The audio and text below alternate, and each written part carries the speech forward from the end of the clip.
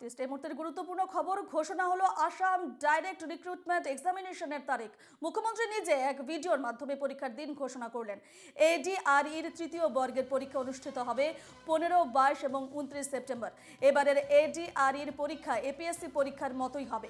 প্রথমে প্রিলিমস, তারপর মেন্স, তারপর ভাইবার মাধ্যমে নিযুক্তি দেওয়া হবে। ঠিক একইভাবে এডিআরইর চতুর্থ বর্গের পরীক্ষারও নিযুক্তি দেওয়া হবে।